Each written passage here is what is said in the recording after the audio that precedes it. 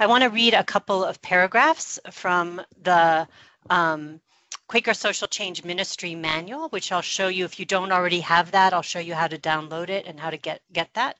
Because this really speaks to the intention behind this model and behind what we're trying to do. And we'll talk a little bit about where this whole model came from in a minute. We can already recognize that today time is split between a present that is already dead and a future that is already living.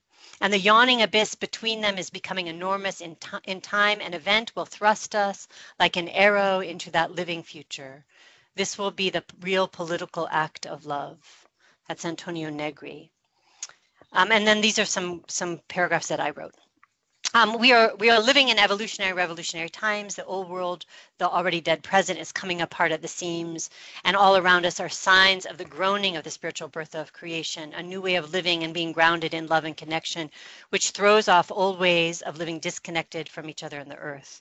The damage that colonialism, supercharged capitalism, and white supremacy have done to our communities and the earth is so clear and evident, and the need to transform our social relations and systems has never been so urgent. The good news is that a new way of being is striving, longing, growing, and working to be born. But this new way of living won't come about without our active participation.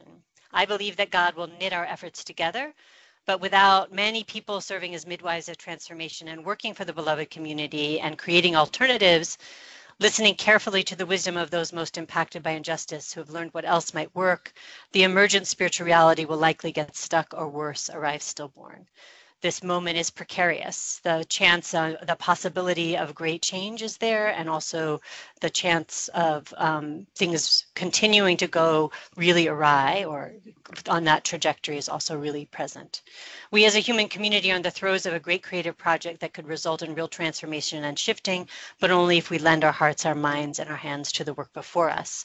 This model is basically intended to create the conditions so that we really can sustain ourselves in this work and create a sense of, as I said before, what the kind of world we're trying to create in a small group so that we can actively know what that feels like so we can help to build it in the world.